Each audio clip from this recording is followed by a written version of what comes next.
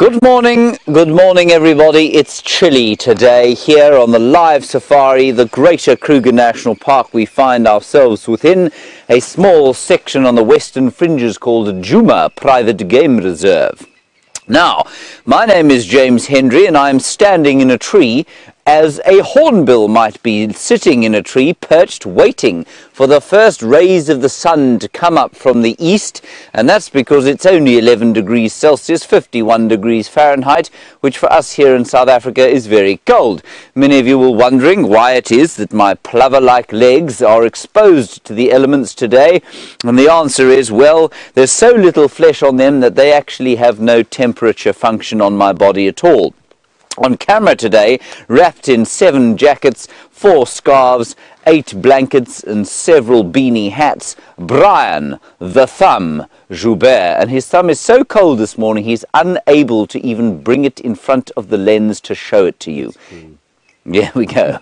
Anyway, in the final control, we've got Kirsten Max Smith being ably assisted by Jerry Cheesecake and, of course, Chelsea Green, all the way from the United States of America. You are most welcome. You are the most important part of what's going to happen for the next 3 hours. We're going to be going on a live safari. Hopefully, our plan is to find Sindile. Now, I'm going to explain a bit more about him as we move. But because you are the most important part of this safari, we need to hear from you. Please, hashtag Safari Live. If you're on Twitter, it would be great to hear from you. You can email us as well, questions at WildEarthTV if you'd like to do that.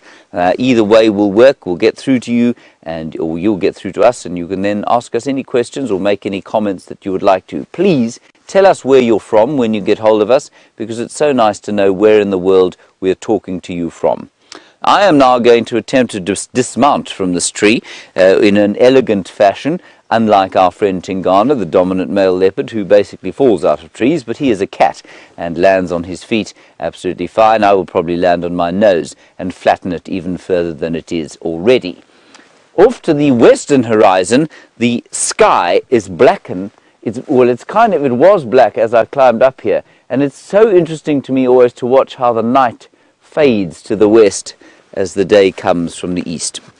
Of course, that's not unusual. It happens every day all over the world. Brian, if I fall from here, will you please put the camera into the sky and rush to my assistance? I'll film you. No, don't film me falling. I will film you. The other thing, everybody, is that we are one vehicle this morning, but not solo. Oh no, on foot today and soon to be out is the great mystic farmer, Stefan Winterboer. He will be filmed by the diminutive but highly enthusiastic Willem Doornbraak. This is the most dangerous bit. There we go. Look at my flexibility, Brian. It's incredible. Are you so amazed? And the next most dangerous bit, of course, is avoiding this large Sisyphus over here. And so I think I shall probably just leap elegantly from where I am now, hoping to avoid this. I think I'm going to get a strychnos in my bottom. Wonderful. There we go. This is a strychnos, everybody. A strychnos madagascarensis.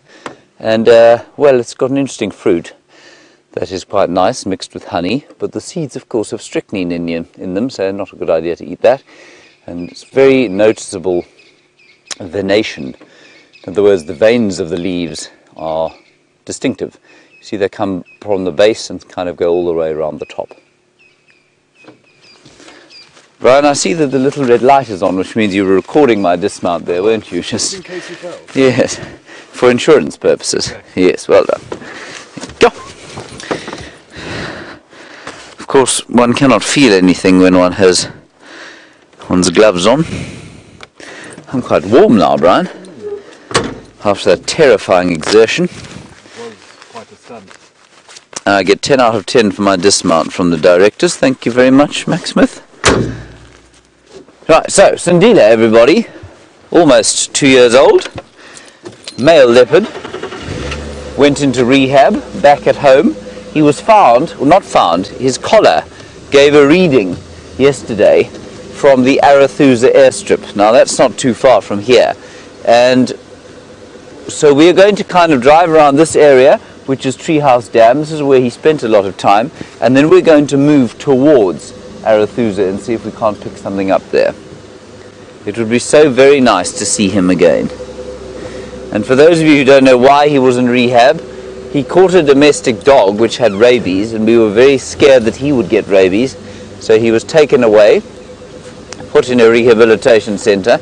When I say he went to rehab, I'm not joking. And he then was released about, what is it now, Brian, about 2 weeks ago? Yeah. And he's been knocking about the Sabi Sands, which is where we are now. It's a collection of private reserves here on the western fringes of the Greater Kruger National Park. And he hasn't been back into his mother's or father's territories until last night. And he's deep within his father's territory and his mother's territory. His mother is Shadow. We haven't seen her for a little while, and his father, Tingana, the dominant male leopard of this area. Well, we think that's his father. Most importantly, Tingana seems to think that he's his father. A lot of beeps from the Game Drive channel. It's because the volume is not on. Alright, before I try and figure out what's going on the Game Drive channel, Stefan Winterboer is out and mobile, about to glisten in the morning sun. Let's go and get an update from him.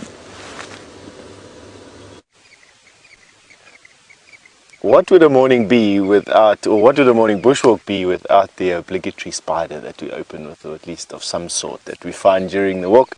This lonesome little spider we found camouflaged on this leaf, basically just waiting for the sun to come out so she can be warmed up and she can spin her web.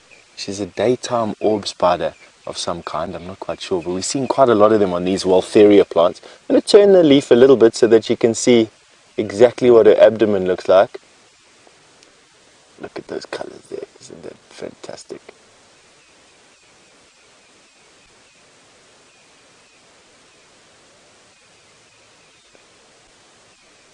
As James mentioned, I'm Stefan Winterboer, and on camera today, making sure that your screen is filled with this arachnid, is VM Doornbach.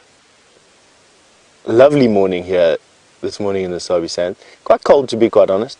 It's probably around about 60 degrees Fahrenheit, about 10 degrees centigrade. Myself and Kirsty this morning had a shiver while we were having our coffee before we came out. But it looks like it's going to become quite a nice day. I'm quite looking forward to today.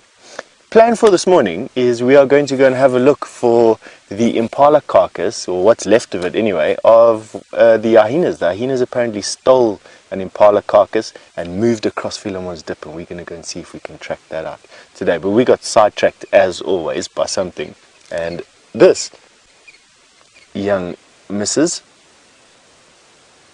we've seen quite a few of them, as I mentioned in the opening here, in that she will wait until the sun is shining and then she will spin herself an orb web. And she looks quite, and we're seeing a few of these. I'm still not sure what orb this is. I have got a new spider book, but it is singularly possibly the most complex key I've ever had to use in my life, and keying out these spiders are proving a task that is above and beyond my skills at the moment. But nevertheless, we will carry on. And I think a good idea is to walk. Oh, we've got impalas charging us.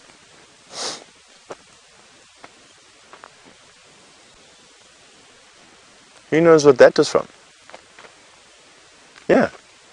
They've just run past us on the open area. Impalas, of course, spend a lot of their time on open areas during the evenings. These big open plains that we have, like we're close to quarantine, are the perfect refuges for them at night time. It makes it very difficult for predators to sneak up on impala on these open areas.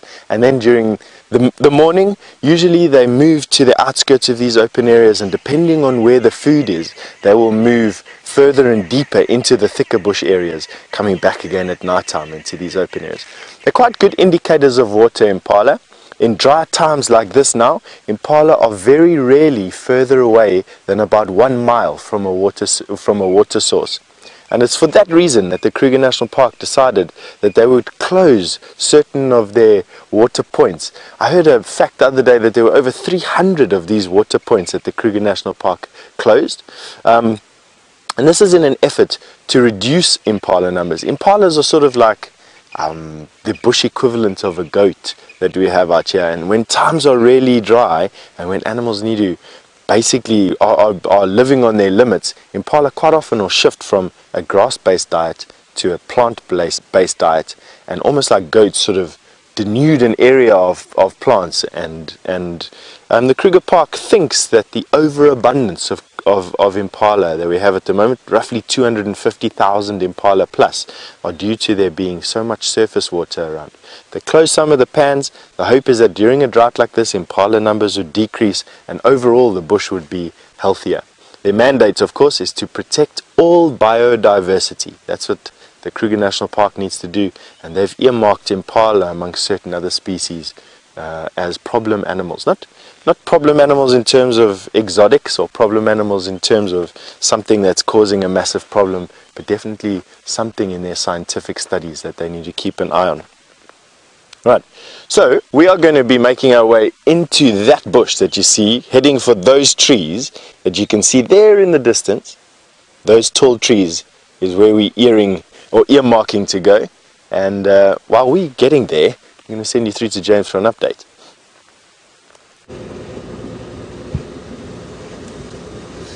Right here, everybody, nothing to report just yet. We're just pressing our way slowly towards the west to where he was seen, well, on his collar he was seen yesterday, so that's where we're going to be going now. There was something else of vital importance I needed to tell you. Oh yes, now we've been talking quite a lot about the hyena den and where they are, and the hyena den, it would seem, everyone, has moved to Simbambili. Now Simbambili is to the north and to the west of us, which means that we can't go there. But there were many tracks going in that way, many drag marks of things that have been pilfered by the hyenas. And Herbert walked that area flat yesterday, just seeing what was going on there, and he is convinced that the hyena den has gone onto Simbambili. So unfortunately, our very special hyenas, I'm sure they will come back at some stage, have moved on to Simbambili for the foreseeable future. So that's very sad news, I'm afraid. Righty, we're now on the southern boundary, and with any luck, this is exactly where Sandile used to sort of have his hunting grounds, where his mother used to leave him when she'd go on her extended hunting forays. I'll show you the very termite mound that he used to be found on.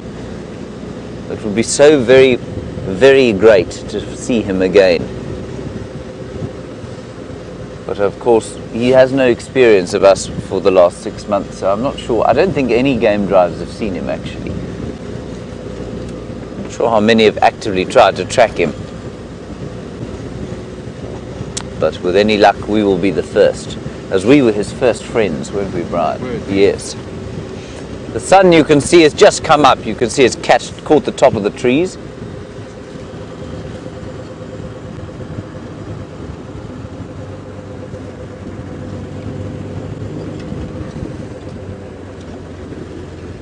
Now, Ellen, a very good question from you. I don't know the answer to it, but I'm going to guess. You say if he was to come across Tingana, the dominant male leopard of the area, most likely his father, would there be some form of recognition, A, and B, how would that recognition take place? I don't know if there would be recognition. I think his absence from the area certainly has been noted, not consciously, but noted subconsciously by his mother, who came into estrus again and has since given birth to a little sibling, to Sandile. But would his father recognize him by smell? If they were to recognize each other, that's how it would happen. It would be some kind of familial smell. Well, whether that will happen or not, I couldn't tell you. But with any luck, we'll be able to find out fairly soon.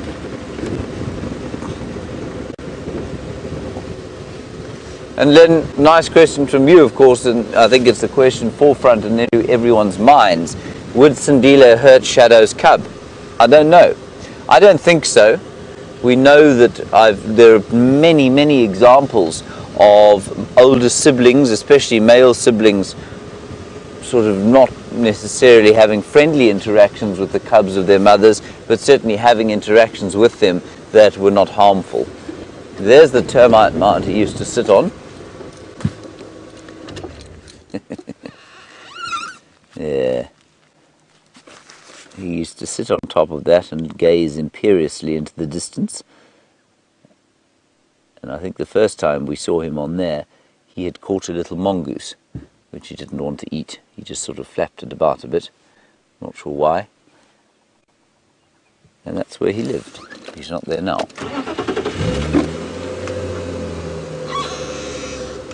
Of course, he will be probably unrecognizable because he'll be, of course, well, 8 months larger than he was back then.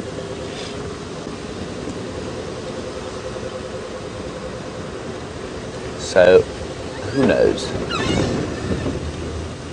Otherwise, pretty quiet out here, not much in the way of animals. We saw a couple of impala on the way out.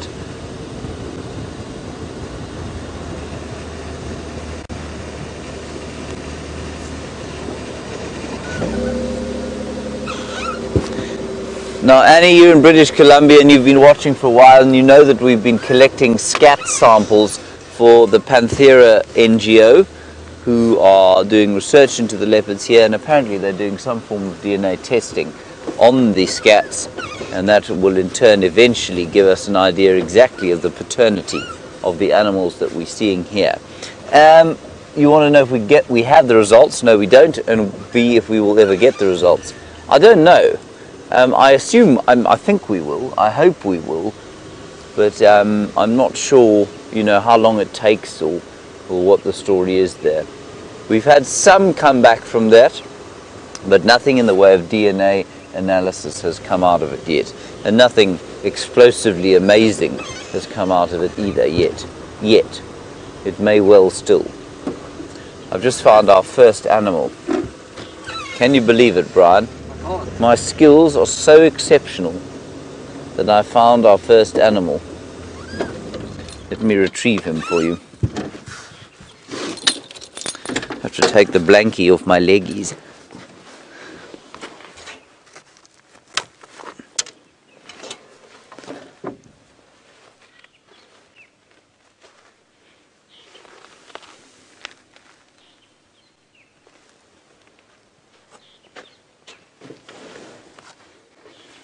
There he is, Brian. Amazing. A millipede. Now this millipede, everybody, I have put on the dashboard because I don't wish to hold him, because sometimes they can relieve themselves in fear. And the smell of a millipede's dung, for want of a better term, is disgusting. But look at his amazing colours, maroon and black, indicating the presence of toxins. And that toxin in this case is cyanide, which we know of course is not very good for you, or most other animals. And there, those little things sort of protruding from the scales, of course, are his legs. Each of those scales, or each of those segments, has got a pair of jointed legs. Now, I know that when people talk about animals, mostly they're referring to the mammals. We don't even think of birds as being animals, but of course this is as much an animal as an impala or indeed Tsindile, who we hope to find. Many, many, many, many more invertebrates than there are vertebrates. Vertebrates, of course, being animals with an internal skeleton. This is an invertebrate with an external skeleton that is very hard. So the rigidity of his body comes entirely from the exoskeleton. Right, come over here. I'll get off the road. It's a very dangerous place to be. There we are. He'll be okay, Brian.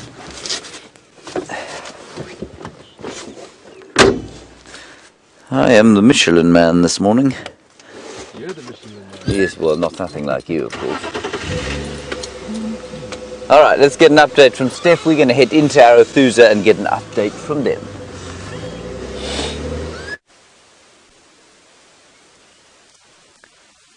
Now you come to us in this thicket, and it's quite an interesting little thicket. Immediately, what is apparent is that there's quite a lot of activity going on over here from a feeding activity. And something that was noticed as we walked in here are these,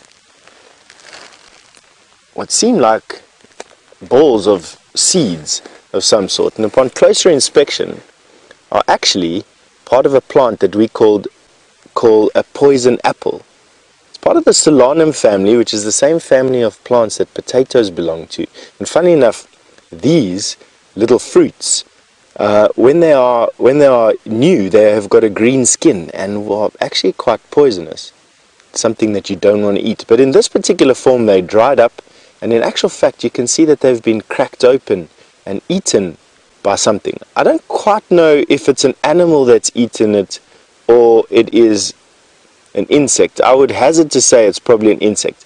Have a look at that. That's definitely been eaten into and then hollowed out, leaving this quite hard shell. There we go.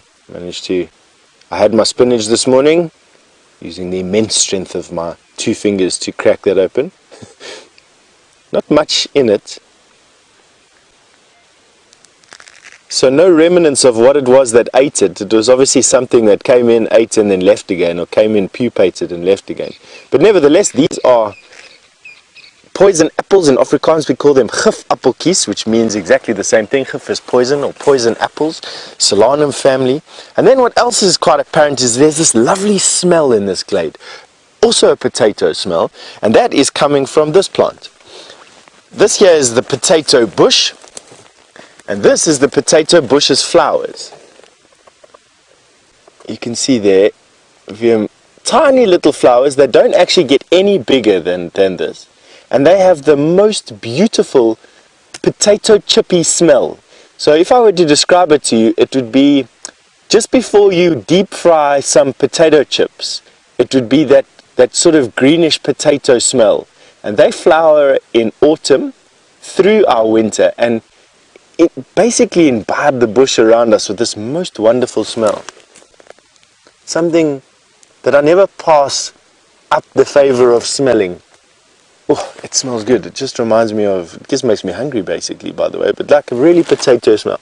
And that gives it its name, the potato bush. I actually don't think that Willem has smelt this at all. So I'm going to show you one more time what it looks like there. Those, funnily enough, are its flowers. Now, on that note, and while VM sticks his nose into this, James has got the sun peeping up over the horizon, which we can't see at all. So you have to see James in the sunrise, and we'll catch up with you in a little bit. The sun we have, everybody, and we just wanted to show you the dust dropping down through the trees there, catching the rays of the sun. I think it's very pretty, don't you, Brian? I do. It looks almost otherworldly.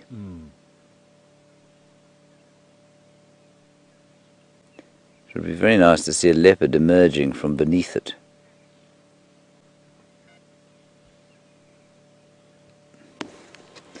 But I'm not sure that will happen. I had to take a picture of that, everybody. Of course, must be done. Okay, we're here at the sort of entrance to to Arathusa, and so we're going to go down this way along the driveway. He also used to be found around here, and one wonders if he isn't coming towards his old hunting grounds. And if you've just joined us and wondering who he is Sindile, the 2-year-old male leopard who was recently returned to the Sabi Sands after his stint in her rehabilitation centre. And his collar, he's wearing a tracking collar. It indicated his position around this area yesterday evening. So with any luck, we may bump into him. I'm just trying to get some form of update on the radio here.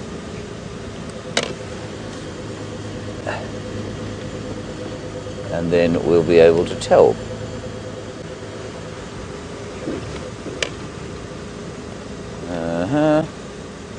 Seems to be particularly effective.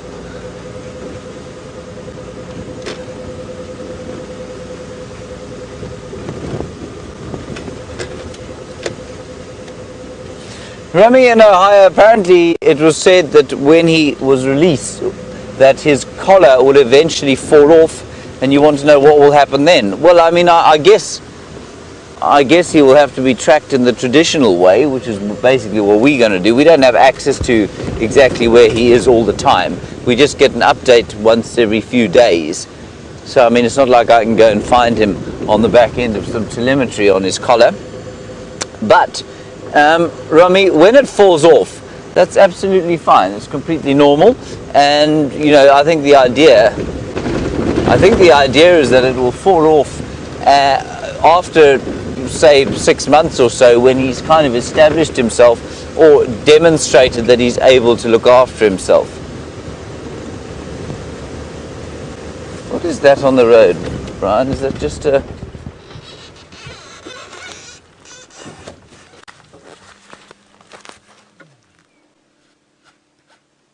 It's a bush, Brian. Yet another magnificent looking bush. Yes, that thing sticking out into the road. I thought maybe it would be something interesting.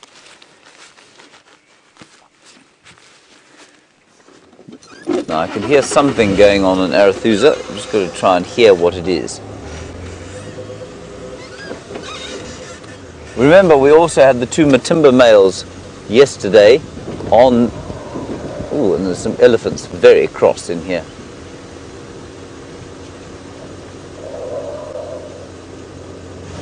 Hear them shouting.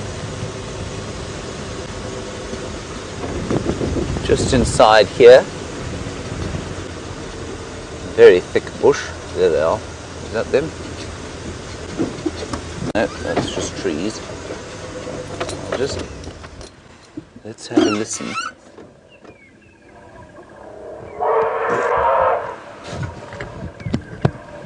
Isn't that a terrifying sound?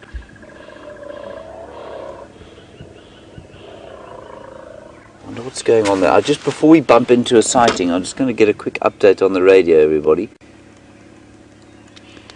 Morning stations, Arathusa. Any update for Arathusa this morning?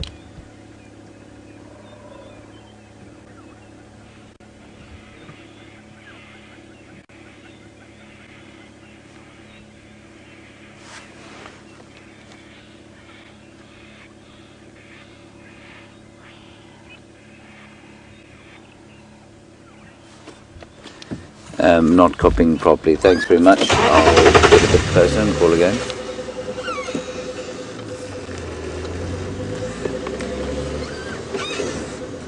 Alright, so it doesn't look like we're going to bump into anything at the moment.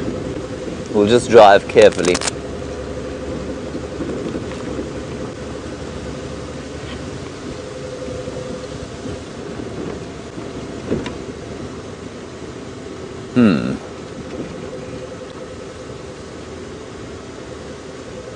Just ease our way on here. It does sound like there's something going on here. It might just be those elephants, but it might also be that those elephants are shouting at the 2 Matimba males. They will shout at predators like that. Clearly there have been some elephants here. They have pushed this tree over, much the same as they pushed the tree that I climbed earlier over.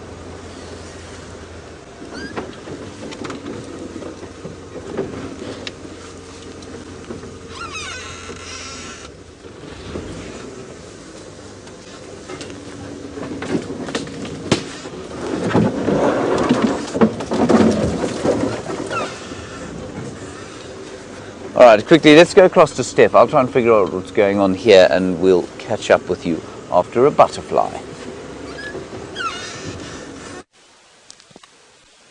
I have no idea what butterfly this is. I'm sure Brent would have an idea. But what it is, it's strikingly beautiful.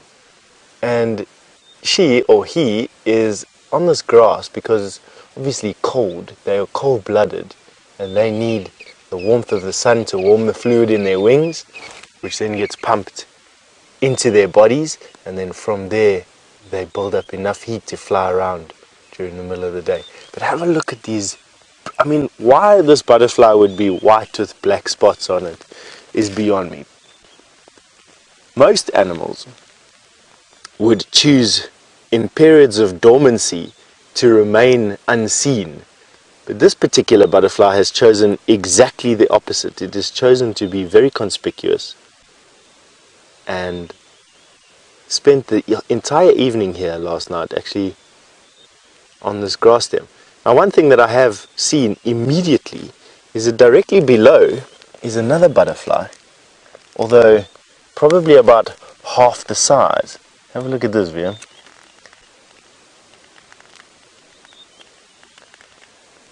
I mean, that's my forefinger that you can see there, and that butterfly is also sitting with its wings angled towards the sun, waiting for the morning light. I can't even see the detail on this particular butterfly. I just know that it is camouflaged in brown and lying directly below this beautiful black and white butterfly. Not related. Butterflies tend to be about the same size as one another, male and female. Dimorphism in the sexes can be quite extreme. You can get females looking one way and you can get males looking another. And then in the other instances, like the monarch butterflies, you can get butterflies that look identical. Male and female are identical to one another. But now, while I've had my face up at these grasses, I've got another lesson to show you. In actual fact, I'm going to just get these grasses out the way because they are going to hurt my lesson. This is a grass. I'm going to lift it up.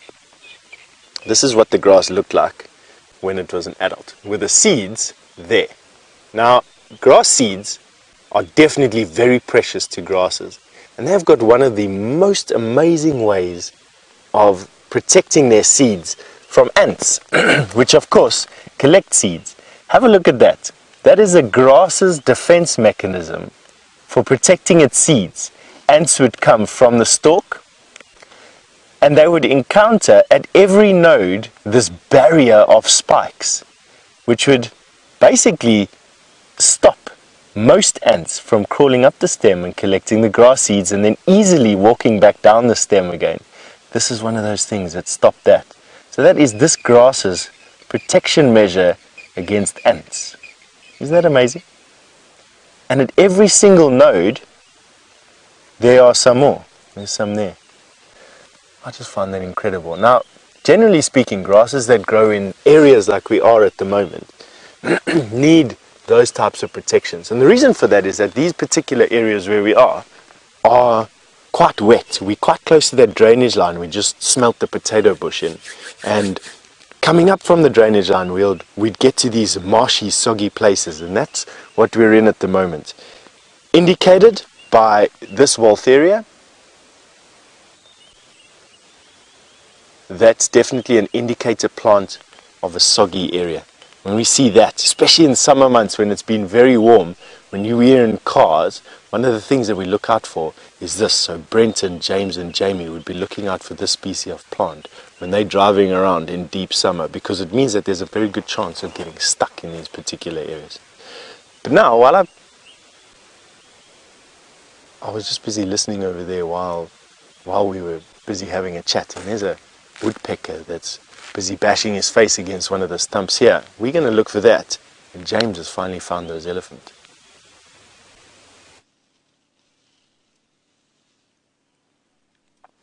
Well, everybody, we found the elephants that were making the noise. There's a herd of elephants in here. And I'm just listening carefully to the radio as well.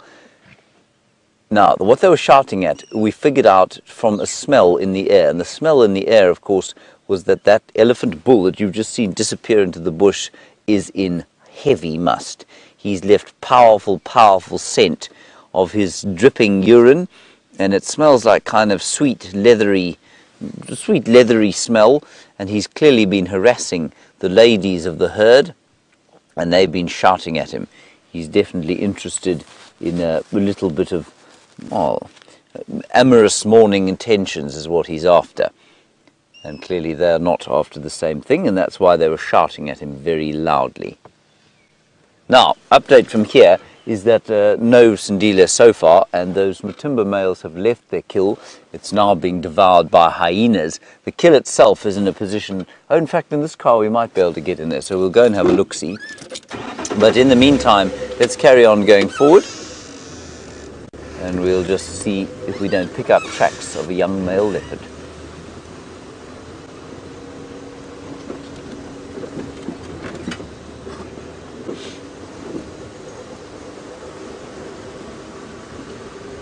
We'll just see if we can't get a better view of those elephants. I know that for many of you, you'll be asking the question as to why we're not driving off-road for them.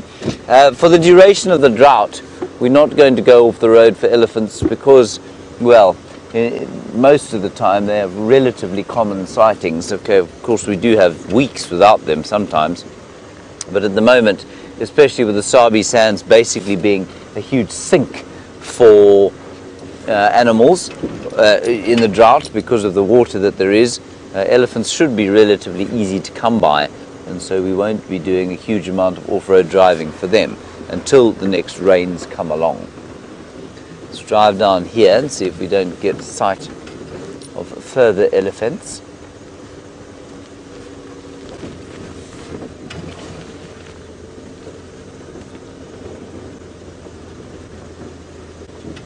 I can't see anything there.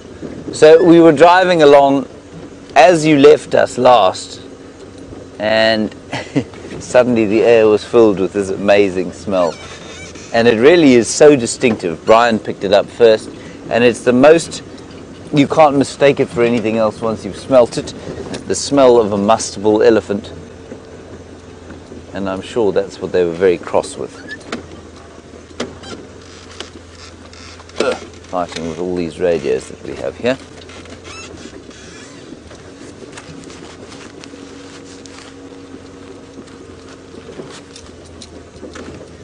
Easing gently down here. Now we're coming into the kind of thick bush where a leopard might like to lurk, especially if he was a bit nervous. Sandila, of course, will be quite nervous about life at the moment.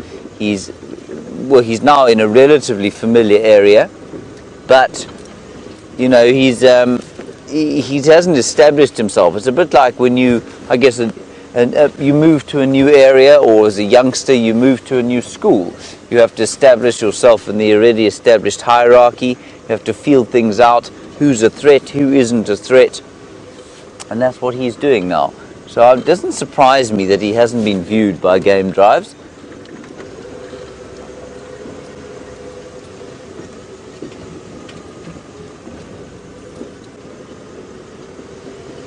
Let's just move down here, and then we're going to move back towards Arathusa Lodge. We'll pop past where the kill was, and then we'll make our way back round in a loop to the south. Maybe we'll be lucky. Maybe we won't.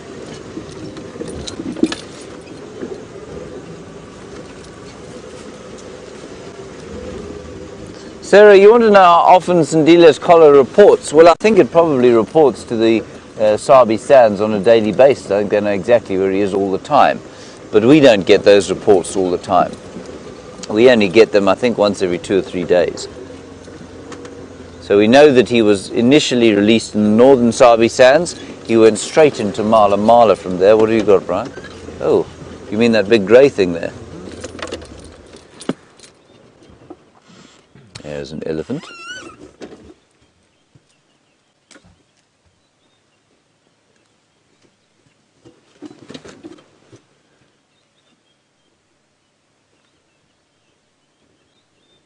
So that's quite nice. Yeah, so, and then he went straight into Mala Mala, and then he wandered across to Londolozi, spent a bit of time there, and has now come back up here to where he was born. Whether he knows he was born here or not, who knows? One can but speculate.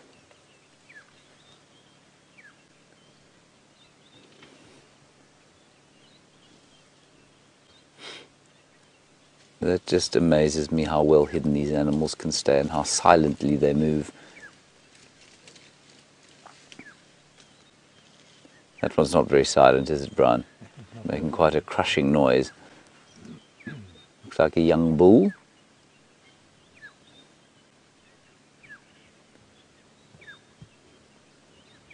Being very confiding, are they, Brian?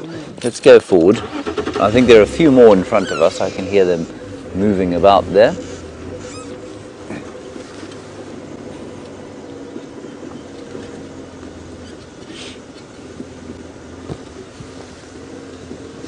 Now, more and more, of course, as the dry season progresses, this kind of riverine vegetation, so the thick stuff that grows on the river banks or the dry drainage line banks, are going to become habitat for elephants, because they'll be looking for trees to eat.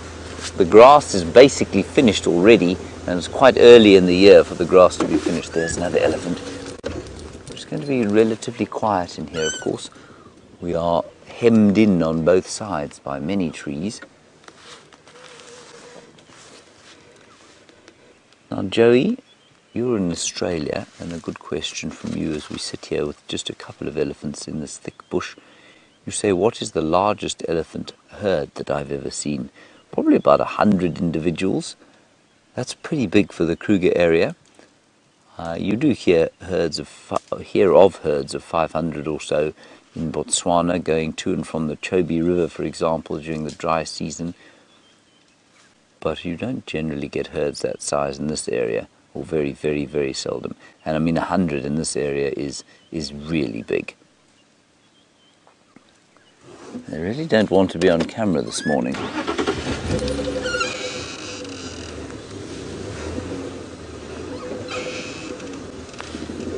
Oh, there's a little one in there. Let's just get around the corner and assess how many we have and what we're looking at here. So what you don't want to do in an area like this is get in amongst the herd where they get nervous because they can't see properly because of all the trees, and the same for us. There's a nice gap here in the trees, and these elephants are quite close, which is great.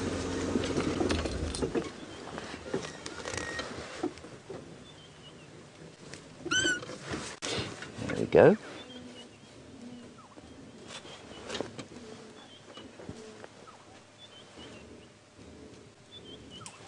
Brian, sorry, I don't know why the car's making this creaking, groaning noise.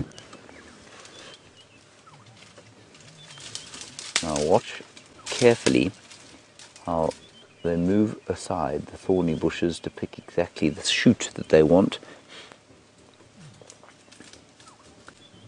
That looks like a rather dejected scotia tree or boer bean.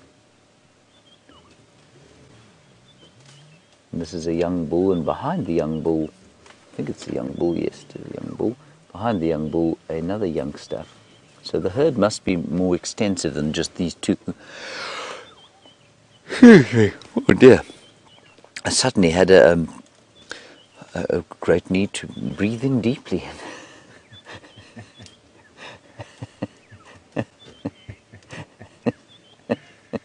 I'm not sure where that came from.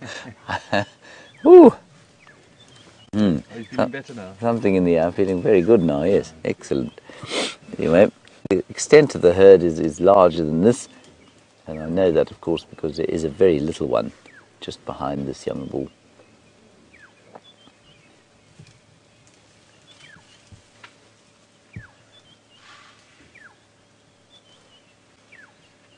And in the background you can hear a black-headed oriole. Oh, look at the toes. Very nice, Brian. Those are toenails, everyone. Now, they don't normally last very long on an elephant's foot.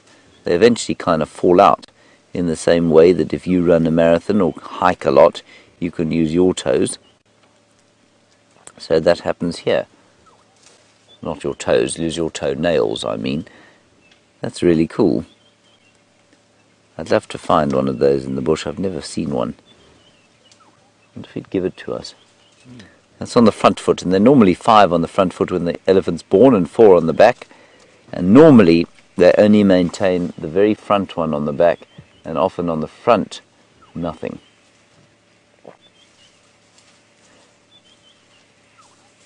Now, a question about whether I'm ever nervous around musk bull elephants. The answer is yes, sometimes.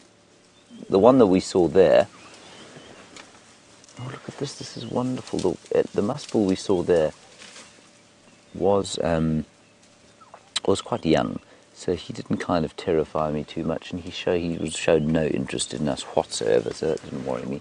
I'm not going to move the car. We're quite close to this chap. Might actually be a young cow. Just try and see between her front legs, or his front legs. That'll confirm it to us. Only standing now about, what did we say, about 10 meters from us. It's a young cow, everyone, it's not a young bull. And that makes sense then, because that's why that other young elephant is around her. Well, not always that easy to tell, and I find myself particularly bad at telling. But now that you know this is a cow, you can point out the fact she's got quite a square forehead, quite thin, pointy tusks, and of course quite a flat back. She didn't like her tusks being described as thin and pointy, did she, Brian? No, look at it. Yeah, she's now very cross with us. Oh well.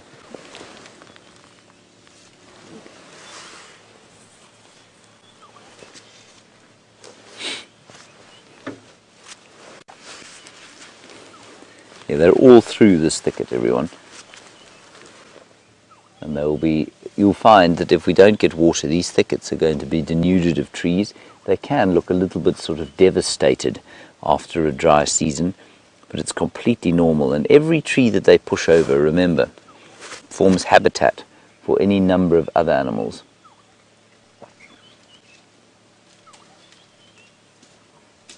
Oh, the usual story, Brian.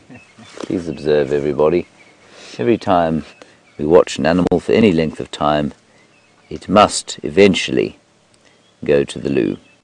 And this young elephant is no exception. Well done. Some lovely bird calls around us here.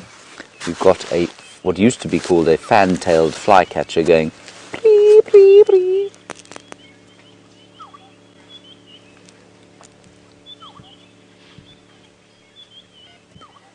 Kitra, you're in India, and it's lovely to hear from you all the way from India. I hope you're having well, I guess it must be fairly late morning there now. I hope it's a good late morning for you. You want to know if they return to the same breeding grounds every year. No, they don't, Kitra. They breed anywhere, pretty much. There's no need for them to come back to the same place at all. They will be within their home range, and I don't think they have any preference for where they give birth or where they mate. Alrighty, let's move on.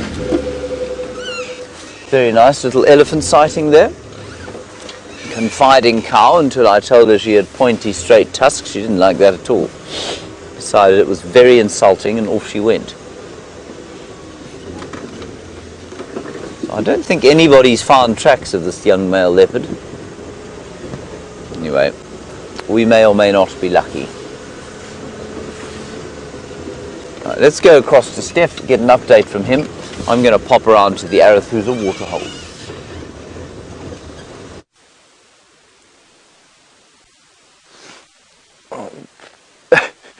So, VM busy showing you that there is some life around us at the moment. We just got to find whatever deposited that dung. VM, have a look here quickly. Sorry folks, it's going to be a bit jarring, but what we've got is we've got two eagles flying in the distance and a roller that's busy escorting. I don't know what eagles they were. They flew over a little bit quick. It was just literally while I was trying. Here goes a roller, there you got him rolling. Oh, just missed him. Here goes again. Sometimes so difficult to see what we're seeing through the aperture of the lens, and it's just, what happened there was there were two eagles that took off, and a roller was busy dive bombing these two eagles as they were trying to get to a thermal. And obviously for eagles, they're big heavy birds, they need to flap their wings, get to a thermal, and the lighter roller had the height advantage and was using it to dive bomb those two birds. Pity we couldn't show you, but that was what was happening. But back to what we were saying, is that you got VM having a look at some fresh dung when you crossed over to us, and that is from a zebra. There are some zebras around here, we haven't seen any, but that literally is from this morning. And you caught me looking at this wonderful home that this spider has built inside this grass, and I couldn't quite see what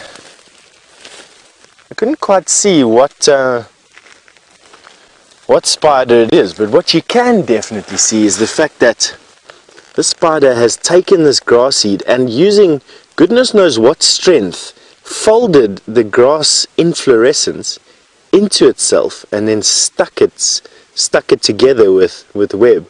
And this spider is actually in there. I'll show you with this other grass where she's sitting.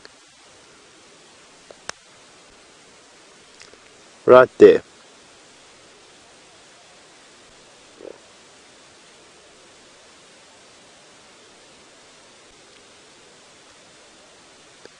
Alright, now I've just been asked a question. I have got sketchy comms at the moment, but I did get the fact that there's some question asked about what would happen if spiders had to cease to exist. What would happen?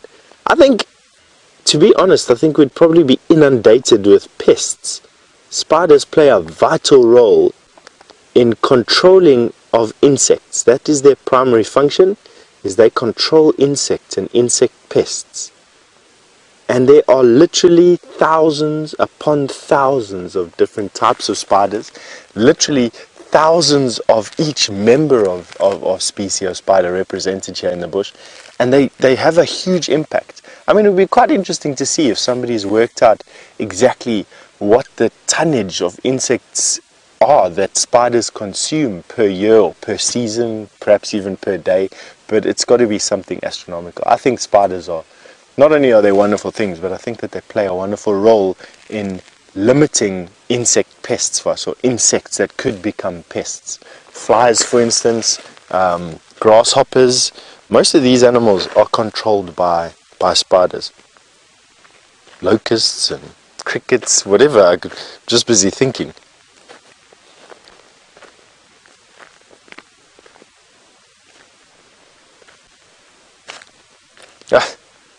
The leopold just asked me an interesting question. Do I have more respect for spiders that hunt or spiders that sit in webs? Leopold, that's a good question, and I'm going to say that I probably respect them equally. Spiders that sit in webs fascinate me because of their manipulation of silk. Talking about that, I've got enough silk covering my eyes to weld them shut at the moment, but spiders that manipulate silk and build these fantastically shaped webs fascinate me because I don't understand how they do it. I understand how their bodies produce the silk, but how do they decide what silk goes where in this massively complex web? How do they do that with a brain that doesn't even exist? They just got this collection of nerves, basically. And then spiders that hunt fascinate me equally as much because of their ability to catch specific animals. Now, each prey species is influenced by a whole set of dynamics. It's influenced about where food is and where its home is and what the orientation of the sun is. And these little predators can actually predict what's going to happen and catch this specific prey. They're almost like they're keyed to it. And then you get other spiders, like jumping spiders, which hunt spiders. And once again, you've got two predators that are keyed to different things, that are basically, you know, they one outcompetes the other. Just for me, it's fascinating. So to answer your question, there, it's a little bit of both. I have respect for both, but for different reasons.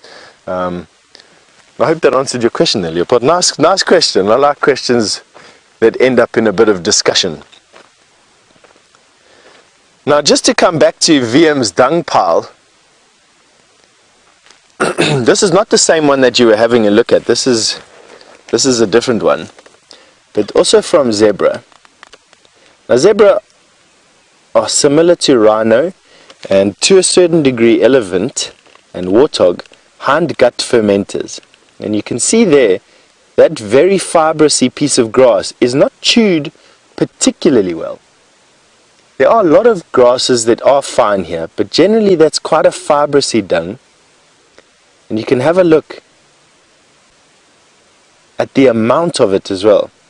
So dung that's not chewed, or grass that's not chewed very well, plus a large volume of dung, makes you think that this animal needs to eat a lot to keep going. And that's exactly what zebra do, is that they can utilize lots of very hardcore grasses that other animals can't. But to get enough nutrition to feed themselves, they've got to eat lots of it. Hindgut fermenting, something that really stands animals with that particular type of digestion well in winter time. Alright, And on that note, and onto a much more better topic, James is standing by with something interesting for you. Okay, there's a little bee eater, everybody. We've just stopped here to have a quick look at him sitting in the sun, but it seems we're right close to that buffalo carcass. It seems that there are lions moving in there. I can't hear exactly on the radio. Let's just move there. We're not far away, and I don't know which lions they are. I don't think they're the same two males. It's not too far from where we are now. Let's go and have a look. Just down in the drainage line here. Not sure. I've just heard on the radio that something's moving there.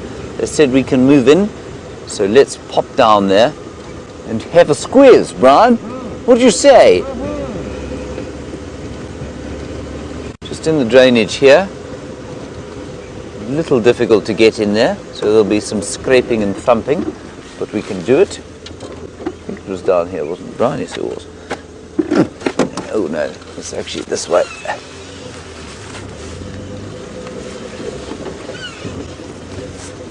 Trying to listen to the radio, everybody, so if I do look like I'm A, distracted, and B, ignoring you, I promise I'm not.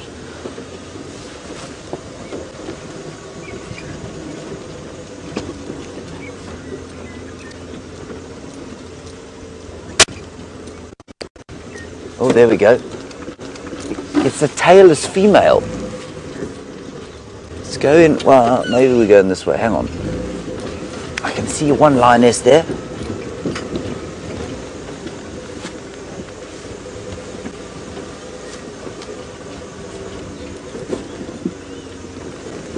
May well try and make our way around the other side, but we'll be able to get a view from in here.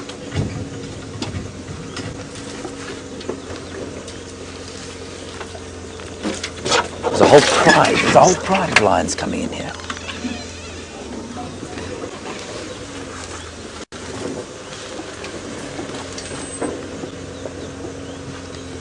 Yeah, it's the tailless lionesses, the Tsalala pride.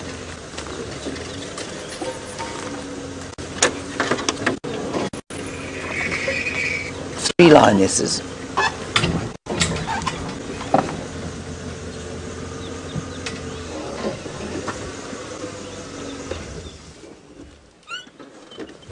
So not the best view, everyone, but not bad. Look how pale she is. That's really interesting. There's the third one coming, young male.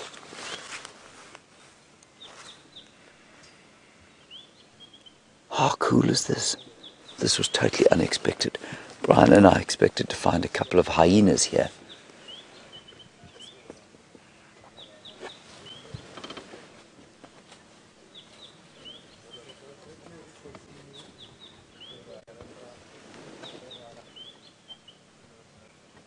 So there you can see they're a little bit nervous. All right. Okay, Imanyan. Okay, everybody, we're going to have to go back a little bit. These guys can't see properly. Hold on one sec.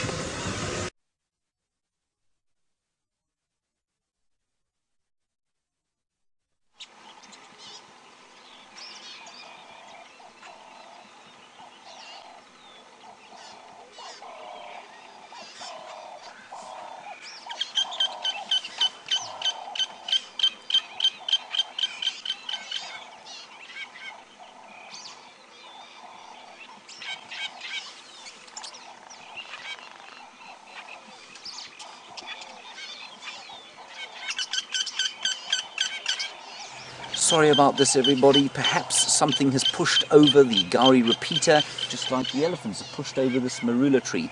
Our technical team is rushing around madly trying to fix it, and we'll be back with you as soon as we can.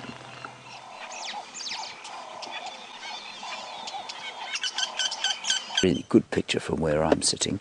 Two lionesses, one young male, feeding on this buffalo carcass. I'm not sure how much you heard last time we were live with them.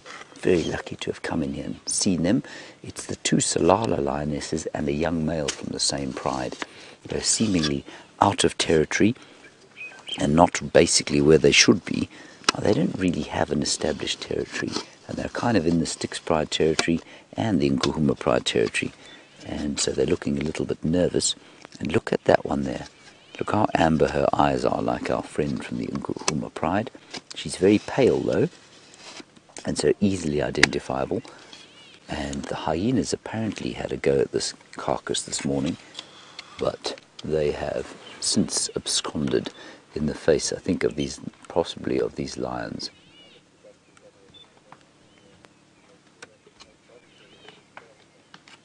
Very nice indeed to have an experience like this.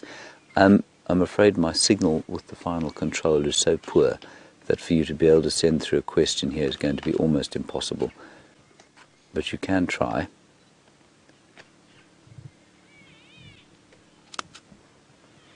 In fact, what I'll do is I'll turn my phone on, and then Kirsten can just WhatsApp any questions you might have. That's going to be the best option, I think. I'll just find out if I've got some signal here. Yeah, Kirsty, I've got signal, so just WhatsApp through a question if there is one. Otherwise, let's just enjoy. Wonderful, Brian. Wonderful. Not a bad way to enjoy our day. There we go. There's the first one.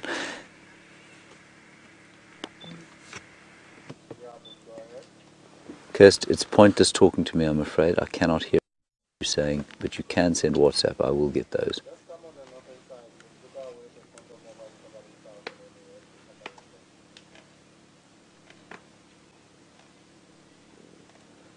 Amazing this, and look at the colours.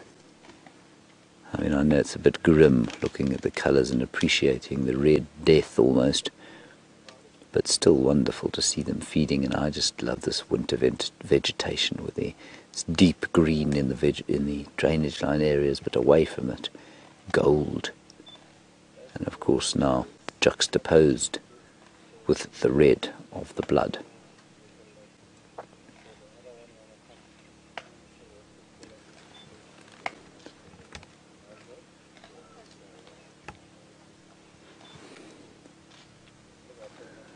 I did drive through a bit of mud on the way here, everyone. Brian, are you covered in mud? No, thankfully. I am covered in mud. I'm sorry, James. Well, thank you for your sympathy and care. I do appreciate it. It's noted.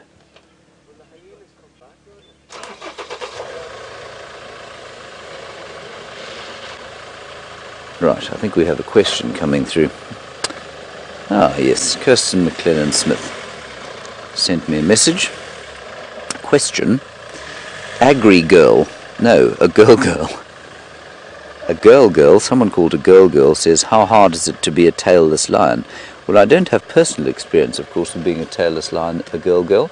But interestingly, this lioness's mother, I used to know when I was a few years younger than I am now, and her mother didn't have a tail either. It's not genetic, it's but just coincidence that they've both sort of been eaten off by parasites, and so it's not difficult at all. They survive absolutely fine, and yeah, I mean, it might make a slight difference to their ability to communicate with their cubs as youngsters or with each other, but I really don't think that it affects their lives a great deal at all. Wonderful, wonderful sighting this. It really is. The light is perfect. And I believe the bushwalk has gone down, I'm afraid, so you're with us alone at the moment. Oh, my signal's getting a bit dodgy. Let me put my phone... Oh, no service now, so not sure we'll be getting any more questions. Anyway, I'm just going to quickly talk on the Game Drive radio.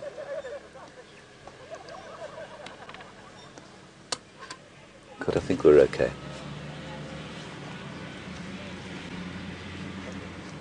So these lions is apparently to chase off the hyenas.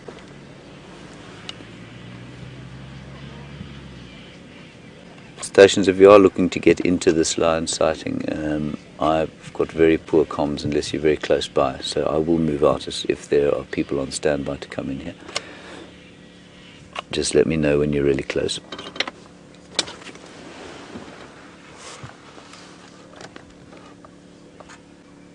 What a joy. We've been so lucky with cats recently, me especially.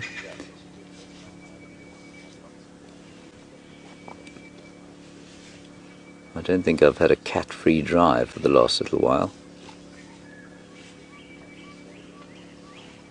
which must be considered something of a bonus, I imagine.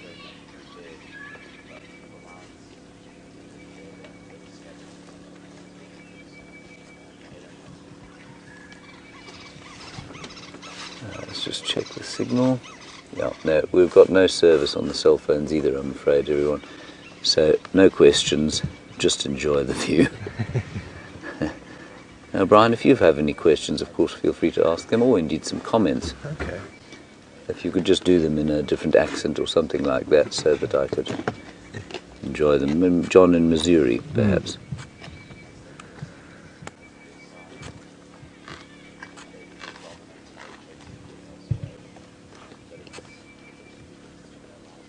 I just love her amber eyes. She really does have very amber eyes.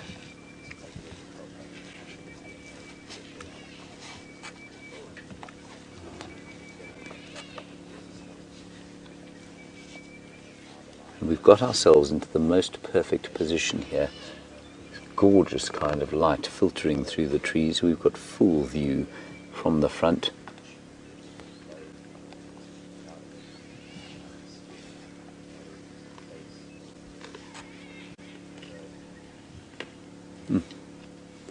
A little bit grim, of course, especially if you happen to be the buffalo, but not too bad. Now, let's just try and assess what happened here, or let me just back up a bit and give you an idea of what happened here. The timber males are basically males without territory at the moment, so they don't really have a fixed place where they're able to live, and that means that they will wander about the place. I think they were feeling a bit of pressure from the Majingalan coalition, and the Majingalan coalition seems to have come back into the area where they were around Londolozi, so they came up north to their own. Ooh, there we go. That's why lions have constantly got injuries on them. So the Matimbas killed these lions, killed this buffalo, I think, and then they ate it only for the extent probably of, they ate a little bit last night, at least yesterday morning, and then they disappeared yesterday afternoon, and then they came back and had a bit of a bite to eat last night, and then they left. We don't know why they left. I think it's simply because they're nervous. They don't want to be in one place at any one time. They're in very good condition though. And then the hyenas came, and they couldn't believe their luck. They ate a whole lot of this. It wouldn't have been from our clan of hyenas. It would have probably been from the Arathusa / Elephant Plains clan of hyenas, very big clan. And then these 3 lionesses came in and chased off, or 2 lionesses and 1 young male, chased off the hyenas. They'll have melted off into the bushes around here somewhere. And you can see that they're looking pretty nervous. They're not eating with complete comfort.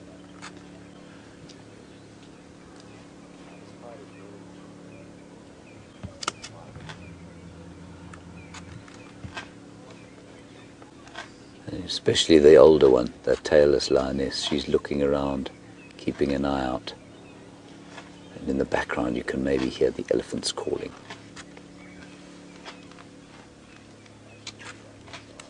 Anyway, we're going to sit here for a little while. We've probably got another 5 or so minutes here before we'll have to move out for some of the other vehicles.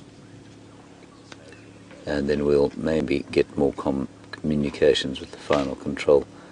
But at the moment, I'm afraid, I can hear nothing they say, and the phones are not working. So hopefully we still have signal with you. It might not be live, Brian. Would be a pity not to share this, wouldn't it? Indeed. A travesty. A travesty of epic proportions. I got a little bit from Kirsten there saying that we are live.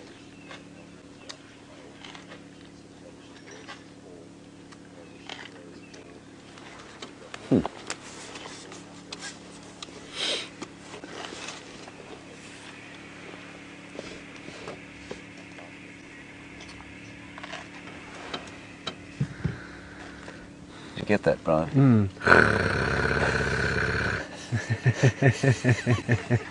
There's a question from Alex in Dallas. Alex, I've got absolutely no idea what you want to know, I'm afraid. I'm sorry.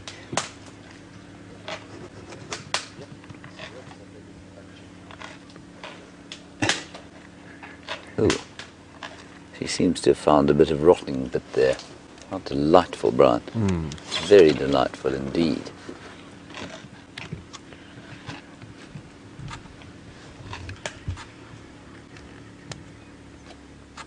I'm just going to get an idea now from the game drives as to who's coming in.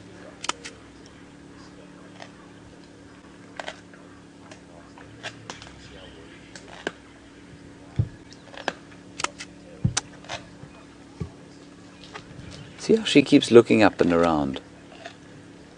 Definitely a little bit nervous.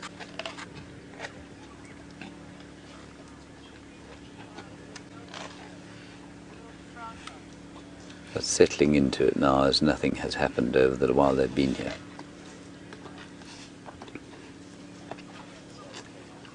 A bit grim. I mean, the smell, of course, is pretty bad. She's got very amber eyes.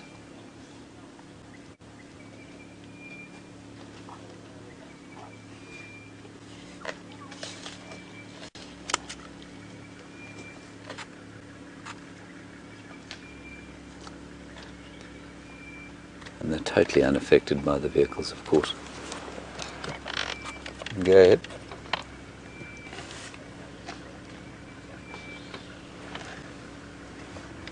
I can move out if there's no space. There's probably space here on the southern side as well. Very good view.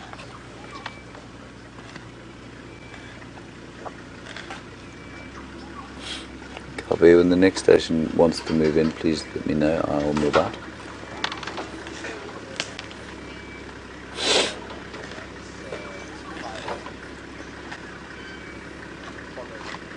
This really is perfect. Anyway, don't know what these chaps are going to do. This is not the whole Tsalala pride. I think there are a few more of them. There were certainly 3 young males at one stage. Where they've disappeared off to, I'm not really sure.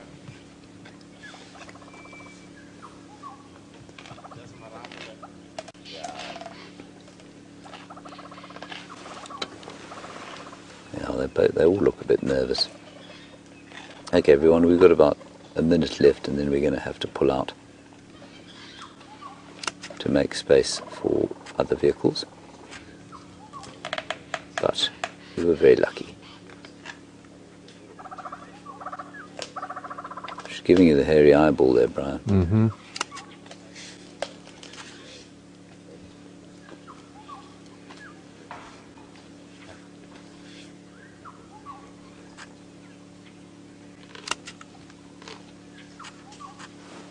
It's an elephant. There's a huge elephant coming in here. That's what they're looking at. Big elephant bull. He's off to exactly where that lion's looking. Behind a big termite mound. You won't be able to see him.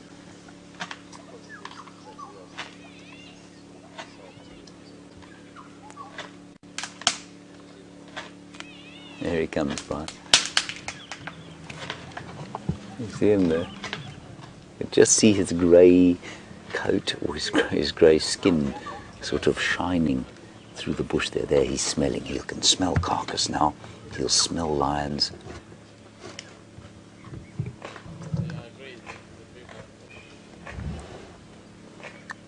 And he won't like the smell of carcass or lions.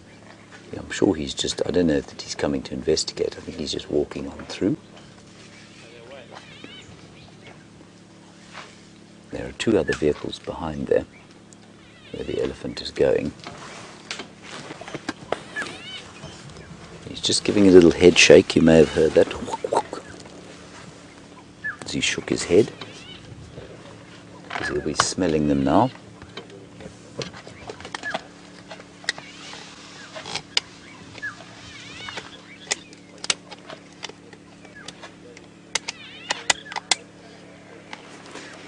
Right, I can hear something coming through here from Final Control about the possibility of there being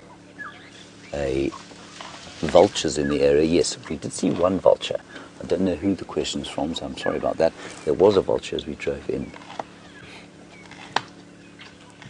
it seems to have moved off. Oh, there's the elephant. You can just see it moving back there. Let's see what happens. It's coming towards the lions. Here it comes. Here it comes.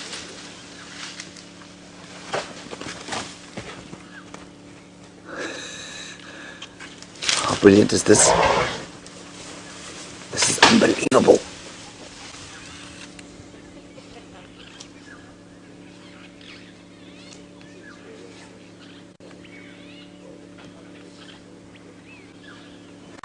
This is amazing.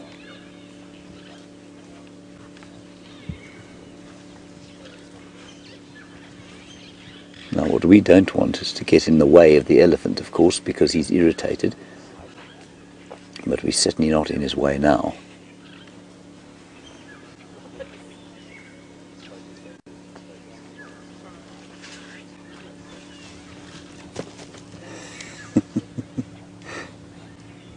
Straight back to the carcass, because lions are always hungry, of course. Now, he's not happy. He's coming back towards them.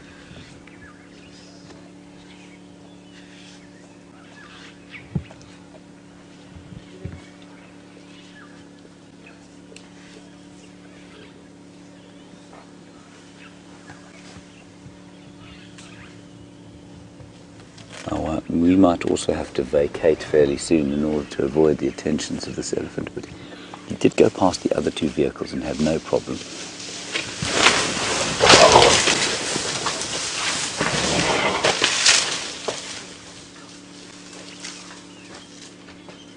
He's very angry. My heart is pounding. And just the older lioness, the one without the tail, is calling his bluff. She's saying, come on then. There she is. Look at the dust. Isn't that wonderful?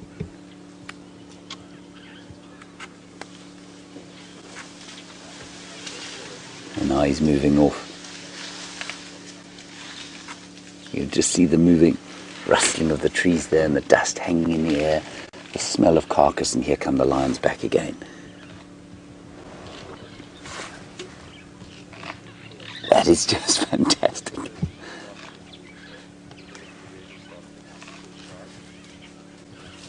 just watching the elephant. I think he's moving off.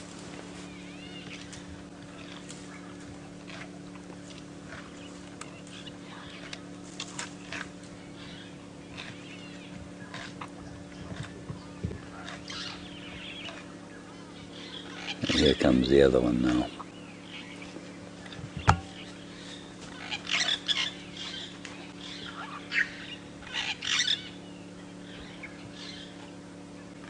Brilliant.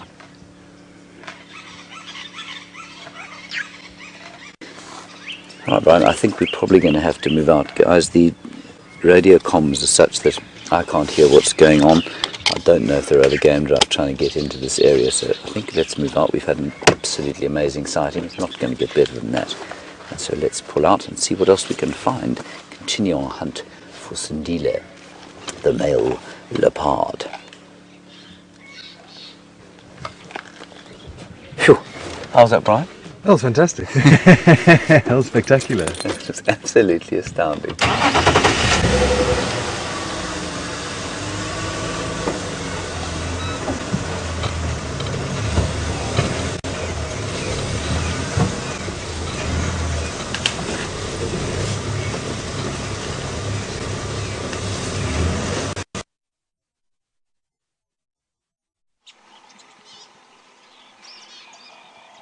Watch your heads, everybody. Right, I'll show you where I picked up the mud on my person as we came through.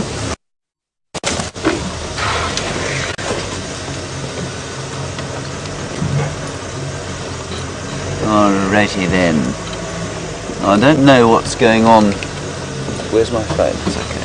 I've got all my kit, I've got my gloves. Try and get back through here. I don't need that anymore. I have to start shedding layers, Brian.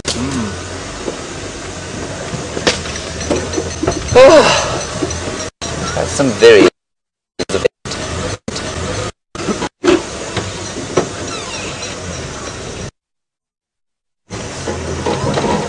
okay.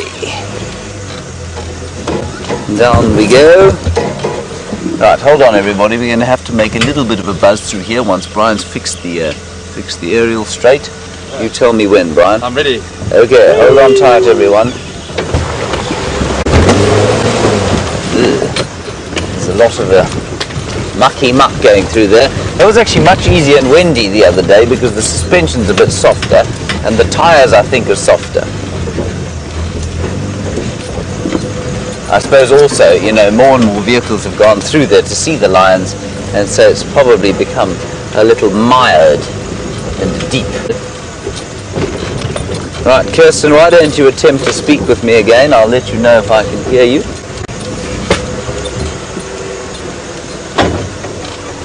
I do copy you, Kirsten, but about 2 out of 5.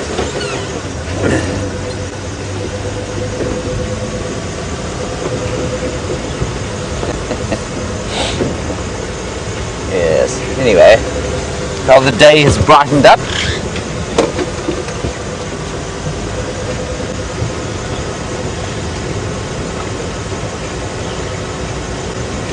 No, Kirsty, I'm afraid that's a waste of time. I know Gilly in York has had a question. What on earth she's asked, I couldn't begin to tell you, I'm afraid.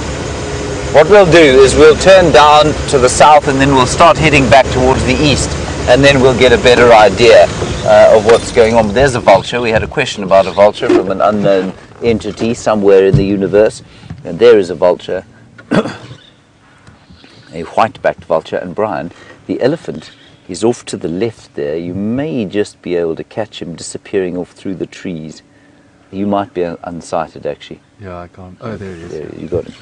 Just miles away you can see him wandering off. That was so spectacular.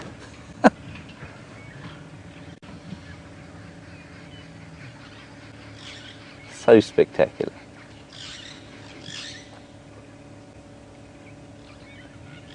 Anyway, one does get that feeling that all is right with the world, not with the radios of course, but with the world. So yes, a few vultures, but now, I mean, there are a number of reasons that there are not so many vultures around here.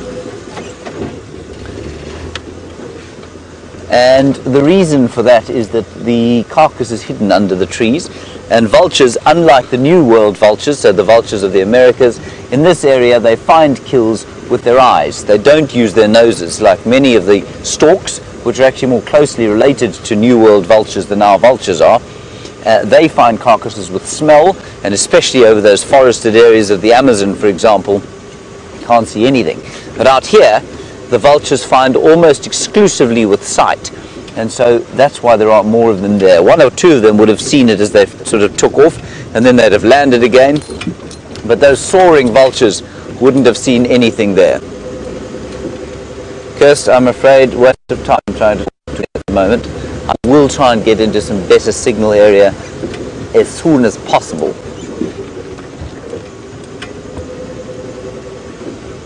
This is the western boundary of Arathusa now. We'll turn south here and then immediately east as soon as we can, and we should then get better comms with the final control. Check my phone, see if there's any signal. Oh, we got... Yes, oh, Mick in Dallas. Why do lions lick the meat? That's very nice.